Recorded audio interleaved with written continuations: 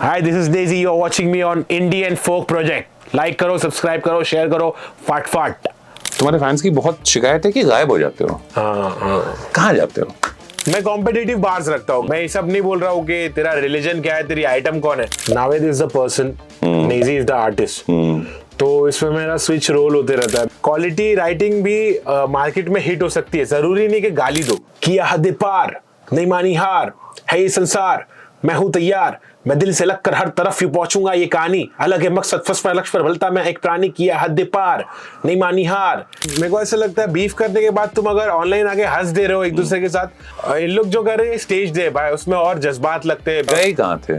गई कहाँ था? सही में लोगों के दिल में था, मन में था, फील्ड में था, हर दिन फील्ड पे था, अकाउंट नील पे था, क्रिब मेरा हिल पे था।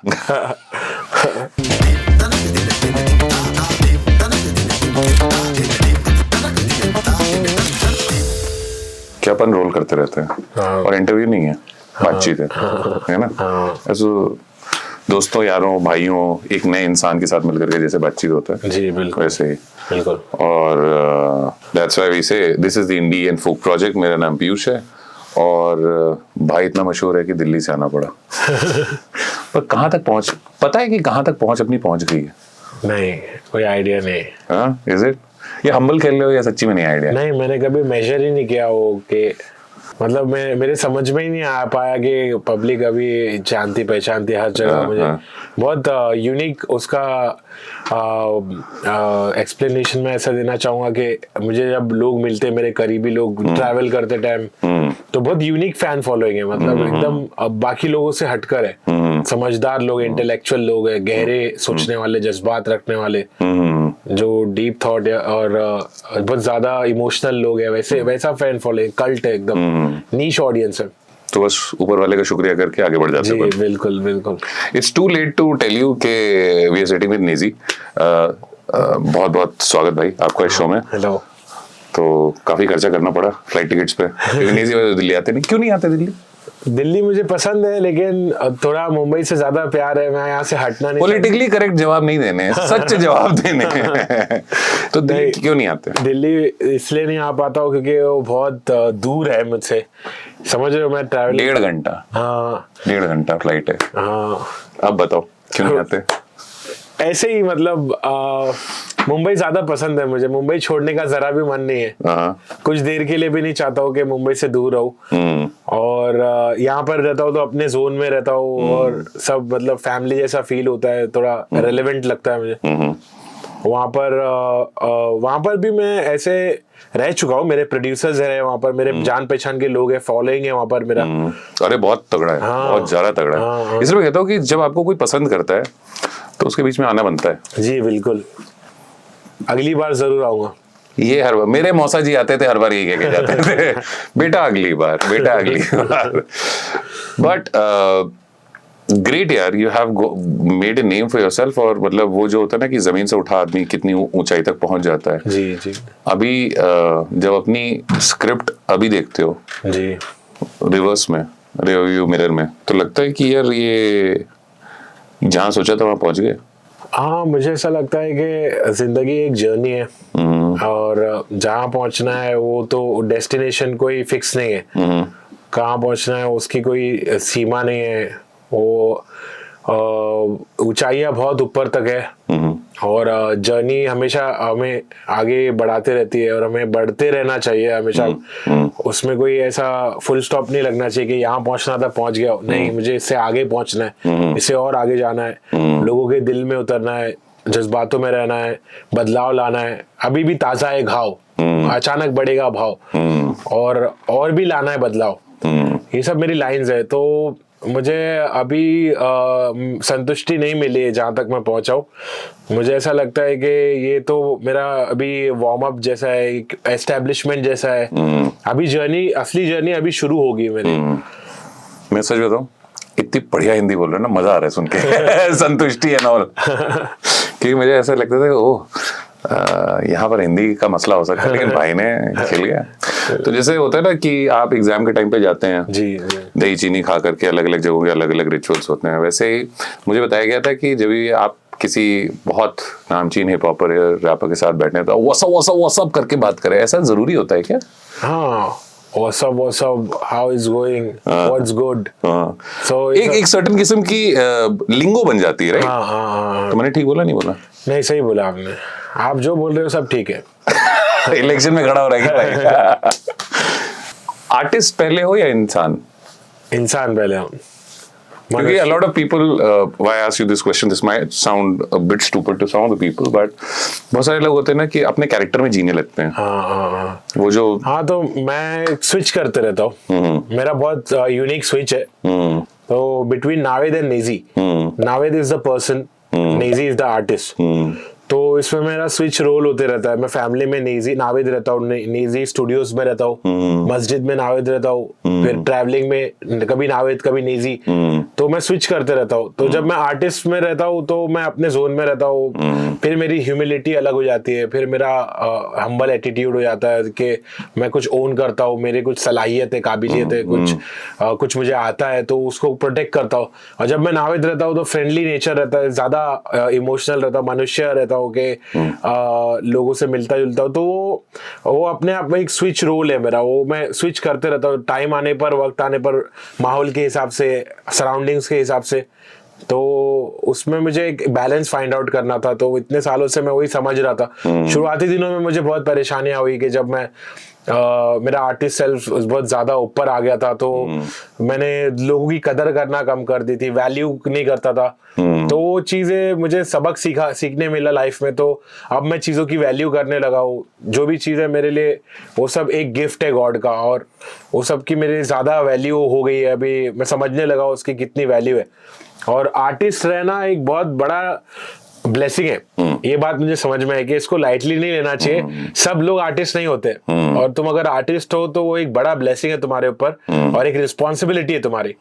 तो ये सब चीजों को भी मुझे समझने में थोड़ा टाइम लगा, लेकिन अब मुझे सब समझ आने लगा है अल्हम्दुलिल्लाह. तो मैं उसके हिसाब से चल रहा हूँ. जरूरी है कि आर्टिस्ट गिरे, ऐसा जरूरी जिंदगी में? क्योंकि शुरुआत चलने से होती है, फिर दौड़ना शुरू करते हैं, फिर और तेज दौड़ना शुरू करते हैं. कई बार अपने आसपास वाली, like as you were speaking, कि कहीं ना कहीं एक एरोगेंस सेट इन हो जाती है. आप इंसान को इंसान समझना बंद कर देते हो. मैं ही हूँ. ये साइकिल पूरी होना जरूरी है इंसान, एक आर्टिस्ट के लिए. हाँ, मेरे ख्याल से अलग अलग लोगों का अलग अलग वो रहता है कि अभी मुझे ऐसा लगने लगा था कि कलाकारी सबसे नहीं होती है. जो मैं करता हूँ बहुत यूनिक है, और मैं उसमें वो थोड़ा मैजिकल स्टफ था मेरा. जो भी मैं लिखता था वो सब ऐसा लगता था कि ये मैंने खुद क्रिएट किया हो. लेकिन जब मुझे रियलाइज हुआ कि ये ऊपर वाले की दी हुई एक देन है, ये जो मैजिक है, मैजिक नहीं, ये नेचर है, ये काबिलियत, ये सलाहियत नेचुरल है, गॉड गिफ्टेड है. तो उसको अडेप्ट करना पड़ा मुझे. और उसके लिए उससे पहले तक मैं बहुत ज्यादा फ्लाई था कि मेरे से ही हुआ, मैंने खुद किया, और जो मैं पना होता है, और वो चीज थोड़ा बहुत मेरे अंदर आ गई थी. तो मैं बहुत प्राउड था, प्राइड मेरा बढ़ गया था कि भाई मुंबई से, वेस्ट कोस्ट से स्लैंग आता है, बम्बई है स्लैंग, सबसे हार्ड, सबसे खतरनाक, सबसे रावस, बैक टू बैक राइम करता है, फास्ट बोलता है, हर चीज, मतलब हर चीज मेरी 100 हो गई थी. तो वो मीटर टूट गया कहीं. फिर उसको वापस कलेक्ट किया, पीसेस को जमा किया, और एक नया तरीका सोचा कि अब मुझे इस चीज के बारे में हम्बल रह गए, इसको प्रोटेक्ट करना है. क्योंकि वो छीन लिया जाता है भाई. अगर तुम उसको प्रोटेक्ट नहीं करे, तुम उसके बारे में प्राउड हो गए ज्यादा, तुम समझने लगे तुमने खुद किया है, तो वो छीन लेता है ऊपर वाला तुम्हारे से. तो वैसा होने से पहले मुझे ध्यान आ गया, ख्याल आ गया कि नहीं, मुझे मेरे फैमिली में जैसे लोग हैं, और जो मैं अपने घर वालों से सीखा हूँ, जो मैं एरिया वालों से सीखा हूँ, मैं जिस शहर से आता हूँ, तो वो सब मुझे समझ में आया कि मुझे जो मेरी लर्निंग्स है, जो मेरी टीचिंग्स है, वो अप्लाई करना पड़ेगा. मुझे उसको ग्रांटेड नहीं लेना है. तो मैंने उसको अप्लाई करना शुरू किया. फिर ऊपर वाले का खेल बहुत अलग होता है, नहीं? हाँ. दे ऊपर वाले को मुझे दिखाना था कि देख बेटा, मैं तेरे को सब कुछ दिया, और तूने उसकी कदर नहीं की, तो मैं अब तुझसे सब कुछ ले लेता हूँ, और फिर मेरे को और एक मौका भी मिला। ये बड़ी बात है कि मेरे को सबको नहीं मिलता है भाई। 100%। मेरे को और एक मौका मेरे को साफ रास्ता दिख रहा है कि भाई this is again happening, this is your second chance. अब तुम क्या करते हो वो तुम डिसाइड करो। तो अभी मुझे और एक मौका मिला है तो मैं खुश हूँ उसके बारे में, और मुझे कुछ पछतावा नहीं होता है। Life is a journey, it is हाँ, अप्स एंड डाउन्स आते रहते, फेजेस आते रहते, और ऊपर वाला खेलता है अपने साथ। अपन जैसा बिहेव करेंगे ना, जैसा वैसा आउटकम रहेगा। जैसा अपना रवैया रहेगा, जैसा अपना तरीका रहेगा, जैसा अपना रास्ता रहेगा, वैसे परिणाम रहेंगे। तो अभी उस हिसाब से बैलेंस करना है। ऊपर वाला तो बाप होता है ना, बाप जैसे घर पे टपली देता है, ठीक है उड़ना है जितना उड़ ले, फिर बताता हूँ तुझे। रस्सी ढीली रस्सी देते हैं, फिर रस्सी टाइट कर लेता है। क्योंकि बच्चे से मोहब्बत होती है, बच्चे को खाली नहीं जाने देते। बहुत भाई तुम्हारे फैंस की बहुत शिकायत है कि गायब हो जाते हो। कहाँ जाते हो भाई? ये तो सीक्रेट है, ये मेरा तरीका है, ये मेरा गेम है। मतलब मैं असल में बताऊँ तो इसको मैंने ऐसा बना दिया है कि अभी मैं आऊंगा, थोड़े गाने दूंगा, थोड़ा मजे करूंगा, फैंस लोग को पूरा दिल में उनके उतर जाऊंगा, बस जाऊंगा, उनको उनकी भूख प्यास मिटा दूंगा, फिर गायब हो जाऊंगा, फिर बहुत दिन तक गायब रहूंगा, फिर वापस आऊंगा। फिर ऐसा मेरा एक हिसाब किताब पहले से रहा है। तो अब मुझे ऐसा लग रहा है कि शायद ये तरीका मुझे बंद कर देना चाहिए और कंसिस्टेंटली पूरा टाइम रहना चाहिए, लेकिन वो पॉसिबल नहीं है। क्योंकि मैं जिस फैमिली से आता हूँ और जो लाइफ मेरी चल रही है पहले से, जो मेरे साथ हो रहा है, मैं बहुत मुश्किलों में, मैं ऐसे कठिन रास्ते चल रहा हूँ, जहाँ मुझे ऐसी जगहों पर रहना पड़ता है जहाँ रहना आसान नहीं है, और मुझे मजबूरी में ऐसे मूव्स लेना पड़ता है। मैं जानबूझ के गायब नहीं होता हूँ, मुझे बहुत, मैं वैकेशन पे नहीं जाता हूँ। और सो जब गायब होते हो तो बॉम्बे में ही रहते हो, मुंबई में? नहीं, जरूरी नहीं है मुंबई में रहता हूँ, बाहर रहता हूँ, इंडिया के भी बाहर रहता हूँ। कभी मैं धीरे धीरे पहुंचने की कोशिश कर रहा हूँ कि क्या करते हो, कहाँ जाते हो? सुम वाली ढाई भाई, मस्जिद में, अंदर रूम के अंदर, और फैमिली के साथ, और ऐसे मतलब अलग अलग मेरे को टास्क मिलते हैं, तो वैसे टास्क में मैं बिजी रहता हूँ। ये जो जब गायब होने का जो प्रोसेस होता है, ये वापस से खुद को तलाशना होता है या जिंदगी, मतलब नेजी गायब होता है, नवेद बन जाता है, राइट? बट ये खुद को तलाशने का प्रोसेस है या जिंदगी? भाई जैसे 9 to 5 लोग होते हैं ना, कहते हैं हाँ भाई ठीक है ऑफिस में आ गए, ये कर लिया, पर अपने घर भी तो जाना है, वो कपड़े प्रेस कराना है, और ये करना है, वो करना है। वो वाली जिंदगी जी रहे होते हो, या एक आर्टिस्ट के अंदर वापस से झांक करके देखना और प्रोसेस करना, वो वाला प्रोसेस होता है? क्या होता क्या जब गायब होते हो? प्रोसेस होता है कि मैं बैठे रहता हूँ और सोच विचार करता हूँ, कभी भाग दौड़ करता हूँ, कोई अलग तरीके का भाग दौड़ करता हूँ, कभी कुछ और मेहनत करता हूँ, कभी कुछ रिसर्च करता हूँ, कभी आर्टिस्ट सेल्फ को डेवलप करने का सोचता हूँ, एक एक चीज, एक एक पन्ने खोलते रहता हूँ, फिर उसको स्विच करता हूँ, फिर नावेद में क्या इजाफा हुआ, फिर नेजी में क्या इजाफा हुआ, वो सब देखता हूँ, एग्जामिन करता हूँ, थोड़ा रिसर्च और डेवलपमेंट जैसा कुछ करता हूँ, टास्क सॉल्व करता हूँ, मॉम डैड की फिक्र करता हूँ, पैसे इकट्ठा करता हूँ, फिर कहीं कोई और जगह से मुझे पैसे आए उसकी मेहनत करता हूँ, कोशिश करता हूँ, और नए लोगों से मिलता हूँ, अलग अलग लाइफ जीता हूँ। मतलब फिर नेजी कैसा नहीं हो, नेजी कैसा स्टूडियो में रहता है, स्टेज पे रहता है, या तो जैम करता है, आर्टिस्ट लोग से मिलता है, साइफर करता है, फ्री स्टाइल करता है, ये सब करता है, ये सब एक्टिविटीज बंद हो जाती है। लोगों से, अलग लोगों से मिलता हूँ, अलग एक्टिविटीज चालू रहती है। जैसे अभी तुमको इतना डिटेल में तो नहीं बता सकता हूँ भाई। नहीं मैं वो नहीं हूँ जो लोगों को नोट करता रहता है। नहीं, सुम वाली डाई है भाई, ये सब लो की वे में, समझ रहे हो? मतलब कुछ तो ऐसा रहता है जो बहुत मुश्किल है करना, और वो मुश्किलों से, कठिन रास्तों से मैं गुजरता हूँ। बट इन एन ईरा जहाँ पर रेलेवेंट रहना बहुत जरूरी है, एज यू सेड कि अब मैं सोच रहा हूँ कि वापस आऊं, बट डोंट यू थिंक कि लोग रेलेवेंट रहने के लिए हमेशा 24/7 आवाम के सामने रहते हैं, और अपने जो मोहब्बत करने वाले होते हैं उनको कुछ ना कुछ देते रहते हैं, बात करते रहते हैं, तुम गायब हो जाते हो, और स्केप जो पूरा सीन है वो बहुत तेजी से बदलता जा रहा है। What are you doing about it? कि मतलब अब फाइनली डिसाइड किया है कि भाई अब तो रहना ही पड़ेगा सामने, गायब नहीं हो सकता, ऐसा कुछ है? देखिए, सीन का जो रिलेवेंस है ना वो एक तरफ, और मैं जो करता हूँ ना वो अंडरग्राउंड, मेरी लाइफ एक जर्नी है। तो मैं कभी भी भागता नहीं हूँ कि मुझे अपॉर्चुनिटीज मिले, मैं बैठे रहता हूँ, अपॉर्चुनिटीज मेरे पास चल के आती है।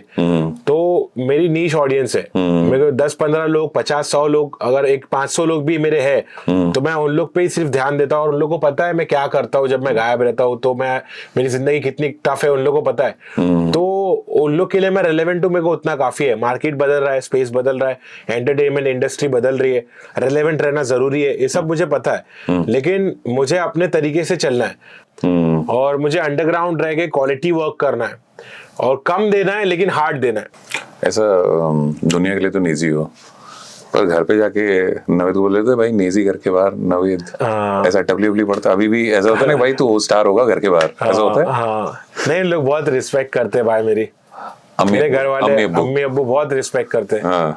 उन लोगों को पता है कि उन लोग मुझे ऐसी रिस्पेक्ट देते हैं ना जो मुझे बाहर नहीं मिलती है ब्रो। अच्छा। मतलब ये अभी हुआ ऐसा, जब मैंने उन लोगों को बताया कि मैं तुम्हारे वजह से सब छोड़ने के लिए तैयार हूँ, मेरा फेम, मेरा ग्लिटर, मेरा ग्राइम, मेरा रुतबा, मेरा आर्टिस्ट सेल्फ, मेरा ग्लैमर, मेरा हर चीज, मेरे जज्बात, मेरा आर्ट, मेरा पेन, मेरी कलम, मेरा पैशन, मैं सब कुछ छोड़ूंगा सिर्फ तुम्हारे लिए, माँ बाप के लिए, और मैं तुम्हारे साथ तुम्हारी खिदमत में रहूंगा।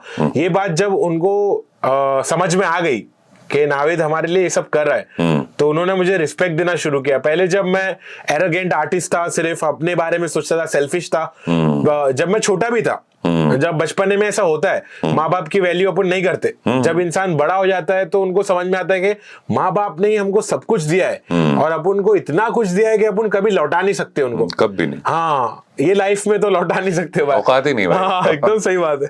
ये बात रियलाइज हुई मुझे, तो मैं फुल डाउन हो गया। मैं बोला अब आपके लिए मैं सब कुछ करूंगा, जो आप चाहते हैं ना मैं वो करूंगा, और मैं उनके लिए जो करना चाहता हूँ वो उसकी कोशिश करते जा रहा हूँ। मैं बार बार अपने आप को सुधार रहा हूँ, बार बार अपने आप को करेक्ट कर रहा हूँ, बार बार उनकी फिक्र में लगा हूँ, और मुझे भाई बहुत सीरियसली उनको इन रिटर्न कुछ देना है भाई। मैं सोच रहा हूँ कि मैं कैसे बैलेंस करूँ नेजी और नावेद को, उनको जरा भी तकलीफ नहीं देना है। अब मैंने बहुत तकलीफ पहुंचाई है, अब मुझे सिर्फ प्यार और मोहब्बत देना है, रिस्पेक्ट देना है, और उनके लिए सब कुछ मतलब सब कुछ निछावर कर देना है, सब कुछ छोड़ देना है उनके लिए। अगर वो जो चाहते हैं बस वैसा करना है, उनकी मर्जी के हिसाब से चलना है। मैं एक बात बताऊं, जब ये तुम बोल रहे हो ना भाई, तो वैसे तुमने चश्मा लगाया है लेकिन मैं तुम्हारी आंखों को देख सकता हूँ, बड़ी साफ आंखें लग रही तुम्हारी, अल्हम्दुलिल्लाह, सब वैसे हुआ जैसे जाता है भाई, है ना? बहुत खूबसूरत। आखिरी बार ऐसा कब हुआ था जब किसी ने पूछा हो कि तुम क्या चाहते हो और तुमने क्या जवाब दिया था? नहीं, किसी ने नहीं पूछा, ऊपर वाले ने पूछा रहेगा मुझसे। मेरी ऊपर वाले से मतलब बात होती है दुआओं में, तो सवाल ऐसा हुआ था कि मैं क्या चाहता हूँ, वो उन्होंने सीक्रेटली मुझे ऐसा एक जगह लाया कि what's your wish, what do you want in life, तुमको क्या चाहिए। तो मैंने बस यही दुआ मांगा कि मुझे गाइड कर दो कि मैं कैसे सीधे रास्ते पर चल सकूं। मैं हर दुआ में यही मांगता हूँ कि मुझे सीधे रास्ते पर चलना है, और जो भी फर्ज है, जो भी चीजें अपने ऊपर लागू है, जो रिस्पॉन्सिबिलिटी है, वो सबको अदा करते हुए, सबको प्यार बांटते हुए, रिस्पेक्टफुल वे में, ऑनरेबल वे में चलना है। ना किसी को डिस करना है, ना किसी से नफरत वाला भेदभाव वाला मामला करना है, ना किसी को छोटा बड़ा करना है, बस पॉजिटिविटी के साथ सीधे रास्ते पर चलना है। तो मैंने अपनी ख्वाहिश जाहिर किया कि मुझे क्या चाहिए। अब वो चीज को थोड़ा वक्त लग रहा है, लेकिन मुझे कभी ना कभी वो चीज मिल जाएगी जो मैं चाहता हूँ। वो एक सीक्रेट है मेरे और ऊपर वाले के बीच में, मैं क्या चाहता हूँ। नहीं, our relationship with God is very personal, right? Like वो दो ही लोग बीच में, हाँ भाई तू, मैं सुन रहा हूँ। In this journey, you might have met a lot of people, and you might have heard a lot of criticism as well. मतलब सक्सेस तो पता है कि कितनी है, दिख ही रही है, नंबर्स बताते हैं। What was the harshest criticism that pinched you? और वो दिल में ऐसा उतरा ना कि काफी गहरा लगा। हाँ, जब मैं अपने एक मेरा फेज था, मैं आपको बताता हूँ, मेरा पहले का फेज था, फिर थोड़ा बड़ा हुआ तो अलग फेज, फिर अलग फेज, फिर कॉलेज से बाहर निकला तो अलग फेज, फिर एक जगह ना मैं बहुत ज्यादा मतलब बहुत ज्यादा चुभ रहा था मैं लोगों को चुभने लगा था। मेरे म्यूजिक ऐसा था ना कि मैं ग्राउल कर रहा हूँ, मतलब वो मेटल का सीन रहता है ना, चिल्लाना और ग्राउल करना, वैसा हो गया था मैं। तो मैं एक स्वीट आर्टिस्ट हूँ भाई, जज्बाती आर्टिस्ट हूँ, और मेरा वैसा होना वो सही नहीं था। ये मुझे खुद भी रियलाइज हुआ और लोगों ने बोला भी मुझे कि ब्रो ये क्या कर रहा है तू, अपने आप को आसमान बोल रहा है, हम लोग को जमीन बोल रहा है। और वो क्रिटिसिज्म मुझे थोड़ा बुरा लगा था कि ये क्या बोल रहे हैं इन लोग मेरे को। और मुझे रियलाइज भी हुआ कि शायद मुझे इतना लाउडली नहीं ग्राउल करना चाहिए, बल्कि स्वीटली, जैसा मैं गाता हूँ, जैसा मैं एक स्वीट आर्टिस्ट हूँ, एक अच्छा आर्टिस्ट हूँ, रिस्पेक्टेबल आर्टिस्ट हूँ, तो वो बरकरार रखना चाहिए, वो लाइंस क्रॉस नहीं करना चाहिए, मुझे अपने दायरे में रहना चाहिए। तो मुझे बहुत सारे क्रिटिसिज्म दिल पे लगे भाई, जैसे कि किसी ने बोला कि पुराना नेजी नया नेजी, इसके बीच में बहुत डिबेट हुई कि पुराना नेजी अलग था, नया नेजी अलग था। अब मैं इसको कैसे बताऊं कि पुराना नेजी जब कॉलेज डेज में था तो मेरा सराउंडिंग अलग था, मैं बहुत आजाद था। मेरे अब्बा कमाते थे, घर पे पैसा मुझे नहीं लाना था, और मेरे कॉलेज से मुझे ज्यादा फिक्र नहीं थी, मैं बहुत यंग था। तो उस टाइम पे मामला अलग था भाई, उस टाइम पे शहर में अलग टाइप का रोल था मेरा, अलग अलग जोन में घूमता था, फ्री था मैं, कोई जिम्मेदारी सर पे नहीं थी। अभी मैं अटक चुका हूँ, बहुत सारे प्रॉब्लम्स हैं मेरे लाइफ में, उस वक्त भी थे, लेकिन उस वक्त के प्रॉब्लम्स बहुत छोटे थे क्योंकि मैं छोटा था। अब मैं बड़ा हो गया हूँ तो बड़े प्रॉब्लम्स आ गए, तो अब इन प्रॉब्लम्स में रह के मैं सेम तरीके का रैप तो स्पिट नहीं कर सकता हूँ। अब मेरा स्टाइल भी थोड़ा डेवलप हुआ है और एडवांस हुआ है, और मेरे सराउंडिंग भी बदल गई है, तो मेरा कंटेंट भी अलग हो गया है। तो उसमें तो एक तरीके का डिफरेंस तो आएगा ही, आर्टिस्ट जैसे जैसे ग्रो होता है तो डिफरेंस आता ही है। आर्टिस्ट के मतलब कि आर्टिस्ट इंसान ही तो है, हमें सिचुएशंस, दिमाग, तजुर्बे, हालात सब बदलते रहते हैं, और वो ऐसा ना कट कट कट कट अपन शार्प होते जाते हैं। राइट, तो वो तो होना ही है नहीं। सो but the way you have developed, because a lot of people say on different social media platforms when they debate, भाई बहुत ऐसी fan following, fanatic fan following, लड़ जाते हैं आपके फैंस। तो इसलिए मुझे मेरे प्रोड्यूसर ने बोला कि सोच के बोलना, नहीं तो बहुत गाली पड़ने वाली है। मैंने कहा भाई अपना क्या है, भाइयों में चलता है। तो ये जो आपने बात बोली कि आफत वाला जो एक फैन फॉलोइंग था एंड पोस्ट गली बॉय वाला फैन फॉलोइंग, दोनों को इसको वो नहीं समझ में आ रहा, उसको वो नहीं समझ में आ रहा है, ये गैप कैसे ब्रिज कर रहे हो? ये गैप ब्रिज करना ही मेरा टास्क है फिलहाल का। जो मैंने ईपी लाया है उसमें मैंने ओल्ड सेल्फ को वापस लाया। मैंने रिसर्च किया कि क्या कमी थी, मुझे पता चला कि वो आजाद हूं मैं और आफत वाला जो नेजी था वो बहुत रियल था, और उसका कुछ भी बनावटी नहीं था, बहुत नेचुरल फ्लो था, स्पिट करता था राइम्स, तो वो दिल से करता था। तो ये ईपी में मैंने दोनों को मिला दिया, पुराना नेजी मीट्स नया नेजी, दोनों नेजी मिल गए, तो उसमें मुझे बहुत नया साउंड मिला। तो अभी मैं फ्यूचरिस्टिक काम तो कर ही रहा हूँ, लेकिन ओल्ड सेल्फ को वापस लाके वैसे ही टाइप के राइम स्कीम्स, एकदम टाइट राइटिंग और जज्बात, उसमें बहुत सारा प्यार। मुझे ऐसा लगता है नेजी एज अ लिरिसिस्ट फाड़ देता है, मजा आ जाती है बिल्कुल, मतलब क्योंकि and I'll come back to Anti-Fitna, the EP that's coming up. But in a world of hip hop and rapping where dissing people, beef होते रहते हैं, लोगों से लड़ाइयाँ हो रही हैं, एक किस्म की इमेजरी बन गई है। जैसे मैंने कुछ समय पहले अभी मैंने मुफाड़ से बात की थी, पैंथर से बात की थी, तो मैं समझना चाह रहा था एक क्या चल क्या रहा है कि लोग बगैर किसी दूसरे को नीचा दिखाए क्यों आगे नहीं बढ़ सकते। राइट। और तुम्हारी लिखाई में मुझे दिखता है कि मुझे फर्क नहीं पड़ता कि तुम क्या कर रहे हो भाई, ये परेशानी है। Why do these things happen? ये डिस बीफ को हिप हॉप का और रैपिंग कल्चर का सब क्यों बना दिया गया? क्योंकि देखिए जेलेसी एक चीज है, जेलेसी पैदा होती है कि ये मेरे से अच्छा कर रहा है, इसके पास ज्यादा फैंस है तो मैं इसको डिस कर दूं। वो अंदर एक खुजली होती है उन लोग को कि हम लोग है ना लड़ाई करेंगे ना तो शायद बिकेंगे भी ज्यादा, दिखेंगे भी ज्यादा, फैन फॉलोइंग, ये मस्ती रहती है। और ये एक अलग जोन है, बीटी वाला जोन है, डार्क जोन है, जहां पर बीफ, गाली गलौज, ये सब होता है, एक दूसरे को नोचना, एक दूसरे से जेलस होना, एक दूसरे को नीचे दिखाना, ये सब एक ऑनरेबल रैपर नहीं करेगा, जो रिस्पेक्ट के मार्जिन में रहता है वो नहीं करेगा। और ये सब होता है इसलिए क्योंकि उन लोग को फैन फॉलोइंग, मतलब उन लोग को हिट होना है, उन लोग को मार्केट में ट्रेंडी होना है, ट्रेंड पे आना है। तो वो एक ख्वाहिश है, उन लोग के जज्बात है और उन लोग की जेलेसी भी कहीं ना कहीं है उसमें। तो ये सब गेम बहुत गंदगी वाला गेम है। ये गंदगी वाले गेम से अपन लोग तो बहुत दूर है भाई। अपन सबको अपने लेन में चलते और सबको बोलते तुम लोग अपने लेन में सही हो, मैं अपने लेन में सही हूँ, मुझे तुमसे नहीं लगना है, तुम्हें मुझसे नहीं लगना है। तो ये फिलॉसफी तो अपन पहले से लेकर चल रहे। और जो डिस कर रहा है उन लोग से भी अपने को नफरत नहीं है। ये होता क्यों है अपने को पता है कि क्यों हो रहा है। और वो कंपटीशन अपन एकदम कॉम्पिटिटिव लेवल पे रखते, स्पोर्ट्स वाले तरीके में रखते, फेयर गेम प्ले करते कि बार्स मेरे रहेंगे तेरे खिलाफ, लेकिन किसी को पता नहीं चलेगा। डायरेक्टली मैं नहीं बोलूंगा तेरे को, हम पर्सनल नहीं हो रहे एग्जैक्टली।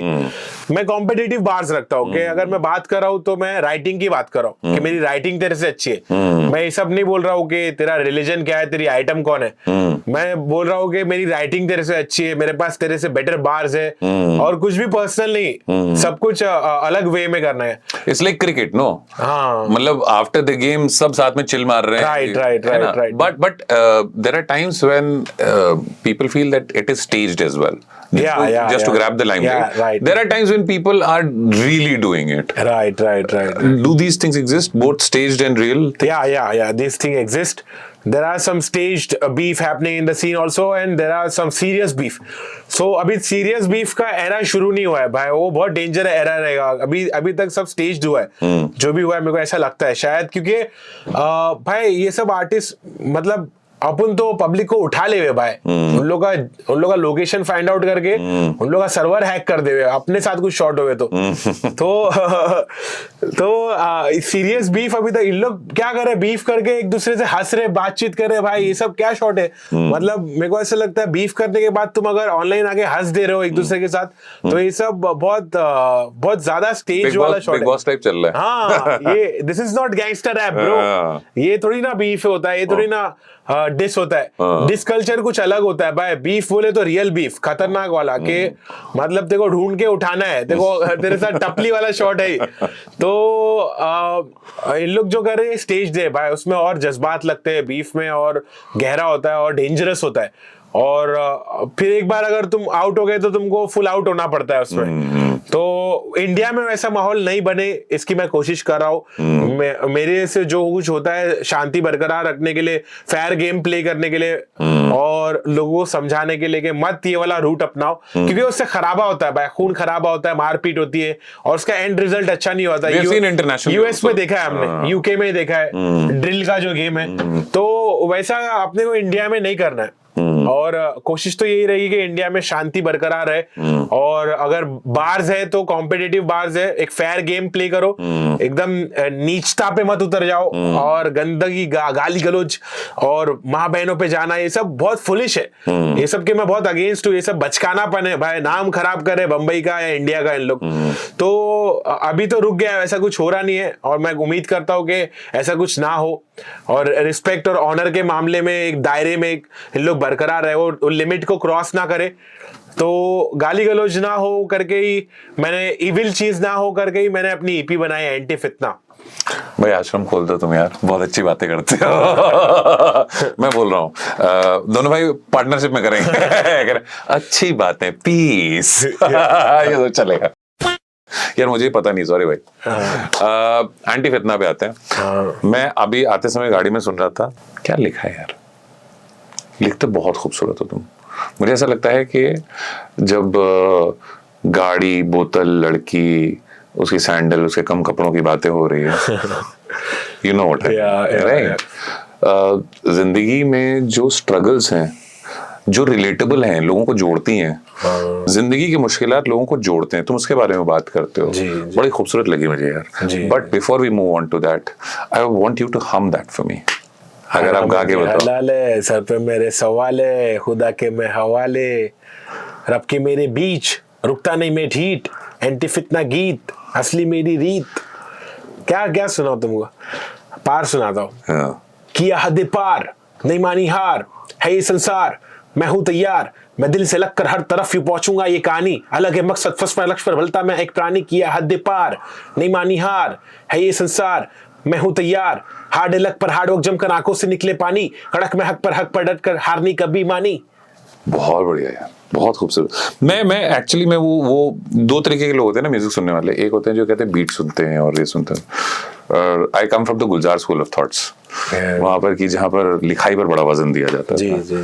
तुम्हारी लिखाई, तो इस ईपी के पीछे का ट्रिगर क्या था इन दोनों? मुझे बदलाव लाना था कि म्यूजिक सीन और इंडस्ट्री में मतलब 4-4 गाने जो क्वालिटी सॉन्ग्स है जिसमें अच्छी भाषा का इस्तेमाल किया है, तो मुझे ये बात प्रूव करना था लोगों के क्वालिटी राइटिंग भी मार्केट में हिट हो सकती है। जरूरी नहीं कि गाली दो, जरूरी नहीं कि अपने शर्म हया को खो दो और बिलो द लाइन की बात करो। तो अच्छी बातें करके, शेरो शायरी वाला माहौल रख के, प्यार वाला माहौल रख के, अच्छी राइटिंग करके अच्छा म्यूजिक भी आ सकता है म्यूजिक में और चल सकता है। तो ये बात मुझे जाहिर करनी थी। तो यही मेरा ट्रिगर था कि मुझे ये फितना को खत्म करना है, एंटी फितना चीज, ऐसी जो एविल चीज है उनके ऊपर भारी पड़ना है। जितनी भी बुराइयां हो रही है इंडस्ट्री में, जितने भी बेकार शॉट हो रहे हैं, उसको हम लोग को स्टैंड आउट करना है और बताना है कि अच्छी चीजें भी हो सकती है म्यूजिक के द्वारा और वो म्यूजिक भी लोग सुन रहे हैं। तो ये बात जाहिर करने के लिए मैंने ऐसा ईपी बनाया और मुझे थ्रू होने का था। मैं बहुत दिन से बहुत सारे जज्बात होल्ड करके ऐसा लगता है ना कि भरा हुआ शायद निकाल दो, नहीं तो दिक्कत हो जाएगी। हाँ। मुझे बहुत अच्छा लग रहा है कि मैं ये मोमेंट ला रहा हूँ और वापस सीन में आ रहा हूँ। और गए कहाँ था? सही में लोगों के दिल में था, मन में था, फील्ड में था, हर दिन फील्ड पे था, अकाउंट नील पे था, क्रिब मेरा हिल पे था। ऐसे घर पे बैठे बैठे करते हो क्या? नहीं। ऐसा अम्मी अब्बू कहने क्या कर रहा है फिर से? नहीं, मैं स्टूडियो में रहता हूँ। इंडस्ट्री में पब्लिक के साथ मैं क्या खेलता हूँ नहीं, तू जिसको नेजी के साथ बैठने का ना उन लोगों को बोलता हूँ तू नवेद के साथ बैठा है, और जो नवेद के साथ बैठना चाहता है उन लोगों को बोलता हूँ तू नेजी के साथ बैठा। सही है, खेल लो। सही है, स्विच अच्छा है। हाँ, तो भाई भी बोल रहे थे भी ऑफ कैमरा, जो हमारा रुका कि मैं नवेद से मिलने आया था। अच्छा। और मैं नेजी से मिलने आया था। सब ये कहते, आपका जवाब था कि सब ये कहते हैं। वो स्विच क्या बता रहे थे मुझे, वो बताओ। स्विच बताओ कि जब भी कोई आता है कहता है मैं नवेद से मिलने आया था, तो क्या कहते हो? कि तू नेजी के साथ है। और जो नेजी से मिलना है वो नवेद के साथ है। मैं ऐसे जानबूझ के टीज करता हूँ लोग, क्योंकि जो सबको चाहिए मैं वो नहीं देता, खेलता हूँ उन लोगों के साथ, ज्यादातर लड़कियों के साथ। तो लड़कियों में ऐसा हम उस पे आएंगे, जल्दी आएंगे। उन लोगों के साथ तो और खेलता हूँ मैं। No bro, you are chilling with Naezy right now, Naved is not available, Naved is for the family. फिर किसी को बोलता हूँ जिनको लालच रहती है ना नेजी के साथ बैठना है, no bro, you are not with Naezy, you are with Naved, Naved only, no Naezy for you. वो होता है ना कि जो ऐसे करके जिस ग्लास के नीचे बॉल रखा रहता है, आदमी घुमाता रहता है। काफी चीप थ्रिल्स है मतलब। So we were talking about your relationship with money. Yeah. Because एक चलन बन गया है कि आप महंगे कपड़े, महंगे जूते, महंगी गाड़ियां, लंबी गाड़ियां और ब्रेसलेट्स और ये वो पहन के चलें और ये बनाए वो बनाए। तो how do you look at that and how materialistic are you? कपड़े नहीं महंगे पर हम रियल स्टार है, ऐसा मैंने बोला एक गाने में। कपड़े नहीं महंगे पर हम रियल स्टार है। तो मुझे पैसों से ज्यादा लगाव नहीं है। मैं सिर्फ बहुत सारा मेरे को पैसा मिला लाइफ में, लाखों रुपए मिले, मर्सिडीज बेंज में घुमा, मुंबई के सी साइड पे घर था मेरा। तो मैंने वो सब लाइफ देख लिया, मैंने पहले ही फेज में देख लिया। फिर उसके बाद के 5 सालों में मैंने दूसरा फेज भी देख लिया, जब मेरे पास पैसे नहीं थे। मैं लोकल ट्रेन में घूमता हूँ, नॉर्मल रहता हूँ, ज्यादा ट्रेंडी, ज्यादा। So which means are you anti money? नहीं, ऐसा नहीं है। Money is good, money is good, लेकिन मैं उसके पीछे नहीं भाग रहा हूँ। पैसों के लिए अपना जमीर नहीं खोना है, एकदम लो लेवल पे नहीं आना है पैसों के लिए। अपना लेवल, अपना क्वालिटी बरकरार रखना है। और पैसों से कोई अमीर नहीं होता है, अपने वैल्यूज से अमीर होता है, जिम्मेदारी से, तहजीब से। अदब तहजीब मेरी दौलत है। मैं पैदा ही अमीर हुआ था, मैं गली में रहता हूँ लेकिन मेरी दौलत कुछ और थी। अदब तहजीब मेरी दौलत है, नॉलेज इल्म मेरी दौलत है। अब बुरे दिन भी आए लेकिन ऊपर वाले ने जैसे मेरी नियत है, कभी मेरे को ऐसे दिन देखना नहीं पड़ा कि नहीं भाई मेरे पास नहीं है। मैंने ट्रस्ट किया, मेरे को गैब से मदद हुई, जहां से मैंने नहीं सोचा था वहां से मेरी मदद हुई। मैं ऊपर वाले के ऊपर इतना यकीन करता हूँ कि मैं बिना पैसों के भी सर्वाइव कर रहा हूँ। मेरे पास कोई बड़ा पैसा नहीं है आज, लेकिन मैं सर्वाइव कर रहा हूँ। अल्हम्दुलिल्लाह सब कुछ चल रहा है, घर चल रहा है, मेरा म्यूजिक का पैशन चल रहा है, स्टूडियो के सेशंस हो रहे हैं, शोज कर रहा हूँ, सब कुछ हो रहा है, ट्रैवलिंग हो रहा है, हर चीज हो रही है। सब कुछ आराम से चल रहा है बिना पैसों के, तो दैट इज अ मैजिक, और ये ट्रस्ट है। Is it because you've completely surrendered? I completely surrendered to God कि मुझे ये लाइफ से कुछ नहीं चाहिए, मुझे आखिरत में जो मतलब मेरा सोचने का तरीका ऐसा हो गया है कि मुझे यही लाइफ में अगर सब कुछ मिल गया तो बाद में क्या मिलेगा, अगर मैं सब कुछ अभी देख लेता हूँ तो जो हमेशा हमेशा की जिंदगी है उसमें क्या मिलेगा। मेरा सोचने का तरीका ऐसा है कि जितना है उसमें तुम खुश रहो, सब्र करो और लालच मत करो। ये जो खुशी, कम में खुशी जो है ना, उसको तुमको अपनाना है और उसमें सब्र करना है कि तुम उसमें सॉलिड रहोगे कि मुझे इतना ही बस है, इत्मीनान रहेगा कि मैं इतने में इतना मेरे लिए काफी है। अगर तुम लालच करोगे ना और तो वो एक बुरा डायरेक्शन है, वो डायरेक्शन मैं नहीं लेना चाहता हूँ। मुझे और की लालच नहीं है, मुझे जितना मिल रहा है उसमें मैं खुश हूँ। अभी भी वो दोस्त हैं जो बचपन से थे? जी बिल्कुल, मेरे दोस्त चेंज नहीं हुए, मेरे दोस्त वही रहे। मैंने नया सर्कल नहीं बनाया और नए लोग मेरे जिंदगी में आए, लेकिन जो बैंड्रा वाली जनता ही है कुछ लोग, उसका बताओ जरा। है कुछ लोग, मैं बहुत इमोशनली कनेक्टेड हूँ उन लोग से। मेरे बचपन के दोस्तों को जितना प्यार करता हूँ उतना ही मैं नए लोगों को भी प्यार करता हूँ, और मैं उनको मिस करता हूँ जब मेरे साथ नहीं रहते तो। और मेरी जिंदगी में जो कमी थी ऊपर वाले ने वो पूरी किया, मेरे को नए फ्रेंड्स मिले। और बैंड्रा गए रहने, बैंड्रा से वापस आए, हुड में वापस आए। ऐसी कौन सी दो चीजें हैं बैंड्रा की जो बड़ी कूल लगती हैं और दो चीजें हुड की जो बड़ी कूल लगती हैं? बैंड्रा की दो चीजें ऐसी है कि मैं सी कोस्ट पे रहता था, वहाँ की जो ब्रीज है ना, जो खुशबू है, जो हवा है, जो माहौल है, वातावरण है, मेरे को लगता था मैं अगर मुंबई एक दुनिया है तो बैंड्रा फ्रांस है और कुर्ला इंडिया है। अच्छा क्या एग्जाम्पल है भाई, क्या सही चल रहा है आदमी है। अच्छा ओके गो ऑन। और हुड का क्या है? हुड की सबसे खास बात वहां का भी जो सराउंडिंग है, जो हुड का एक स्मेल है और जो एक एसेंस है, जो एनवायरनमेंट है, बहुत डोप है ब्रो। एनवाईसी के जैसा शाओलिन आइलैंड पे अपन ऐसा लग रहा है, ब्रॉन्क्स में क्वींस ब्रिज के नीचे ऐसा लगता है, डोप है एकदम भाई। ऐसे 3 माले की बिल्डिंग है, ब्लॉक्स है, हुड पूरा नेबरहुड है भाई। उसका जो सिनेमैटिक व्यू है ना, जिस नजर से मैं उसको देखता हूँ ना, बहुत मजा आता है मुझे ब्रो, बहुत डोप लगता है। और वहां पे ऐसे घर से निकलते ही ये इसको भी जानता हूँ, वो भी जानता हूँ। जो ग्रंज है ना, ग्रंज, जंगालूद, रस्टी, डर्ट नहीं बोलेंगे उसको, उसमें मिट्टी की ग्रंज मिट्टी की अपनी खुशबू तो होती है, है ना? वो तो बात होती है, वो बहुत अच्छा लगता है मुझे वहाँ का एसेंस। और हुड में प्यार बहुत है, बैंड्रा में प्यार नहीं है। बैंड्रा में भी प्यार है लेकिन सब मटेरियलिस्टिक है। हुड में ना तेरा सर फूटा है, तेरे को डॉक्टर के पास लेके भागेंगे। मेरे साथ हुआ है ऐसा कि लोगों ने मेरे को डॉक्टर के पास कंधे पे उठा के लेके भागा है, और मेरा घर पे खाना नहीं बना है तो उन लोग ने इनवाइट किया है। बहुत सारा ऐसा जज्बाती जो मेरे गली में, जो मेरे हुड में है ना, वो कहीं नहीं है भाई। वो लोग बहुत जज्बाती लोग है, बहुत ज्यादा कनेक्टेड है तुम्हारे से। मुझे ऐसा क्यों लगता है कि नावेद/नेजी प्यार का बहुत भूखा है क्या? प्यार तो मैं बांटता हूँ, बांटते फिरता हूँ भाई। मुझे चाहिए भी तो होता है ना, सब खाली भी तो होता है ना, वापस से भरना होता है। तो डू यू फील दैट वाकई में जो मैं बोल रहा था कि क्या वाकई में प्यार के भूखे हो? नहीं ब्रो, मेरे को प्यार इनफ मिला, मुझे इनफ प्यार मिला। प्यार एक ऐसी चीज है ना, प्यार और पैसा एक ऐसी चीज है जो कभी पूरी पड़ती नहीं है। है ना, कि पैसा जिसके पास जितना आता है कहता और चाहिए, प्यार और चाहिए। हाँ चाहिए, प्यार चाहिए और चाहिए, है ना? हाँ और प्यार दो। इससे आते हैं जरा एक यूटर्न मारते हैं। सिंगल तो नहीं हो? नहीं, मैं मेरा होली रिलेशन है थोड़ा। मैं कभी भी किसी के लिए भी सिंगल नहीं रहता हूँ, हमेशा मैं कमिटेड रहता हूँ, और वो एक स्पिरिचुअल कनेक्शन है मेरा। हालांकि मैं असलियत में सिंगल हूँ, लेकिन मैं सिंगल लोग के लिए कमिटेड हूँ। अच्छा, मेरा ऐसा दाव है चलने का। Naved Naezy single committed single ये चल रहा है। क्यों खेलते हो लोगों के साथ? क्या चल क्या रहा है? स्पोर्ट्समैन हो दिमाग से। सो बट मतलब you can choose to not answer this. मतलब you not seeing anybody, right? या पहला कोई रिश्ता था ऐसा इससे पहले? हाँ। उससे क्या सीखा? बहुत कुछ सीखा। मेरे को समझ में आया कि मतलब मैं सीखने के लिए ही मेरी नीयत यही थी कि मैं सीख रहा हूँ।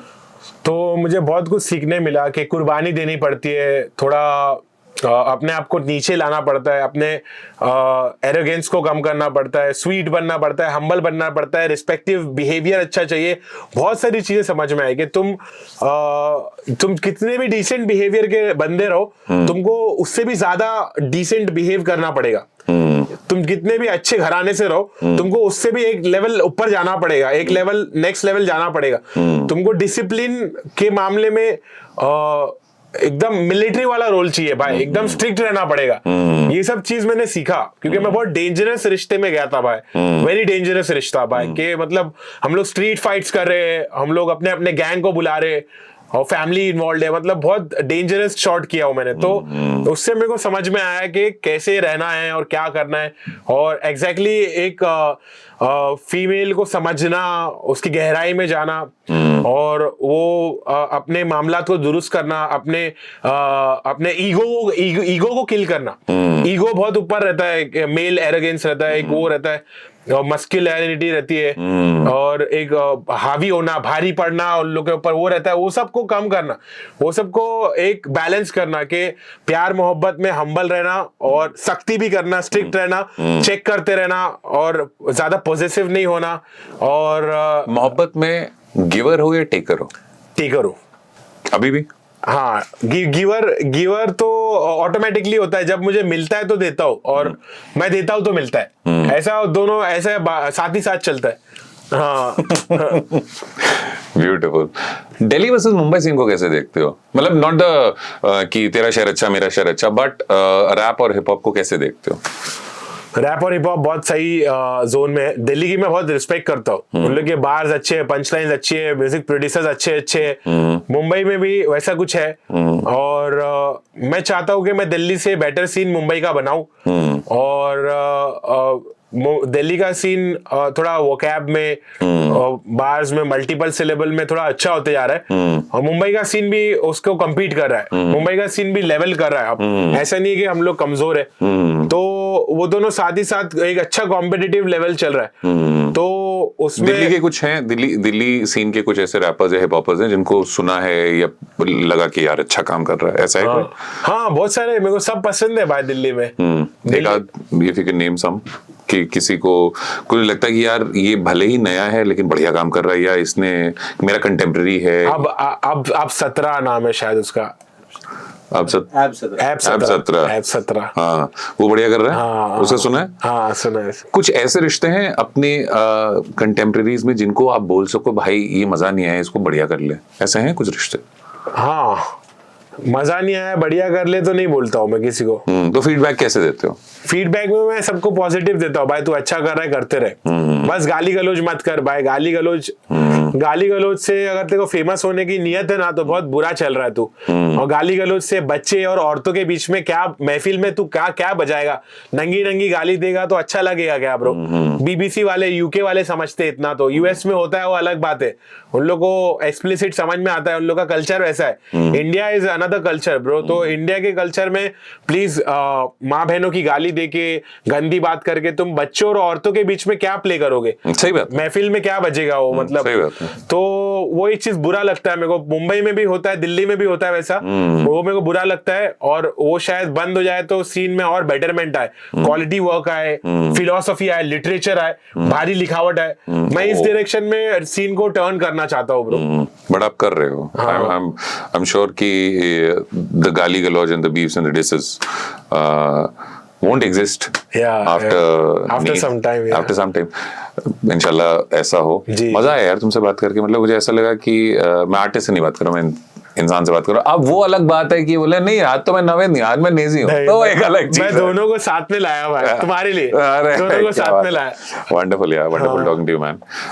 अच्छे इंसान हो, दिल से अच्छे इंसान हो। और मेरी फिलॉसफी है कि we are born as demons, the entire life we work towards attaining divinity and we end up being humans. The best part about you, about this conversation and about whatever I've observed about you is कि तुमने अपनी गलतियों को own किया है। जी। सब नहीं करते हैं जी। और own करना और उसके बाद उस पे काम करना। मजा आया यार बात करके। Thank you so much. Thanks man.